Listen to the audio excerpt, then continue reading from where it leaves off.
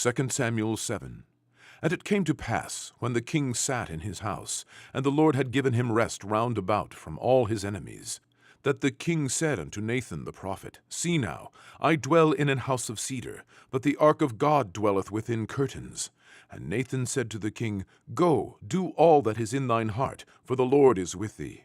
And it came to pass that night, that the word of the Lord came unto Nathan, saying, Go and tell my servant David, Thus saith the Lord, Shalt thou build me an house for me to dwell in? Whereas I have not dwelt in any house since the time that I brought up the children of Israel out of Egypt, even to this day, but have walked in a tent and in a tabernacle?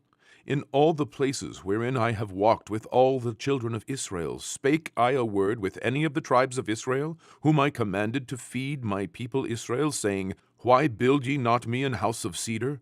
Now therefore, so shalt thou say unto my servant David, Thus saith the Lord of hosts, I took thee from the sheepcote, from following the sheep, to be ruler over my people, over Israel. And I was with thee whithersoever thou wentest, and have cut off all thine enemies out of thy sight, and have made thee a great name, like unto the name of the great men that are in the earth. Moreover, I will appoint a place for my people Israel, and will plant them, that they may dwell in a place of their own, and move no more. Neither shall the children of wickedness afflict them any more, as beforetime. And as since the time that I commanded judges to be over my people Israel, and have caused thee to rest from all thine enemies. Also the Lord telleth thee, that he will make thee an house. And when thy days be fulfilled, and thou shalt sleep with thy fathers, I will set up thy seed after thee, which shall proceed out of thy bowels, and I will establish his kingdom.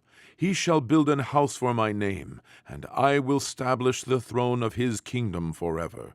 And I will be his father, and he shall be my son. If he commit iniquity, I will chasten him with the rod of men, and with the stripes of the children of men. But my mercy shall not depart away from him, as I took it from Saul, whom I put away before thee. And thine house and thy kingdom shall be established forever before thee. Thy throne shall be established forever. According to all these words, and according to all this vision, so did Nathan speak unto David. Then went King David in, and sat before the Lord, and he said, Who am I, O Lord God? And what is my house, that thou hast brought me hitherto? And this was yet a small thing in thy sight, O Lord God. But thou hast spoken also of thy servant's house for a great while to come. And is this the manner of man, O Lord God? And what can David say more unto thee? For thou, Lord God, knowest thy servant. For thy word's sake, and according to thine own heart, hast thou done all these great things, to make thy servant know them. Wherefore thou art great, O Lord God. For there is none like thee, neither is there any God beside thee, according to all that we have heard with our ears. And what one nation in the earth is like thy people, even like Israel, whom God went to redeem for a people to himself, and to make him a name, and to do for you great things and terrible for thy land, before thy people, which thou redeemest to thee from Egypt, from the nations and their gods.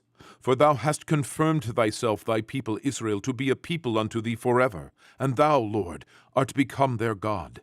And now, O Lord God, the word that thou hast spoken concerning thy servant, and concerning his house, establish it forever, and do as thou hast said, and let thy name be magnified forever, saying, The Lord of hosts is God over Israel. And let the house of thy servant David be established before thee. For thou, O Lord of hosts, God of Israel, hast revealed to thy servant, saying, I will build thee an house. Therefore hath thy servant found in his heart to pray this prayer unto thee.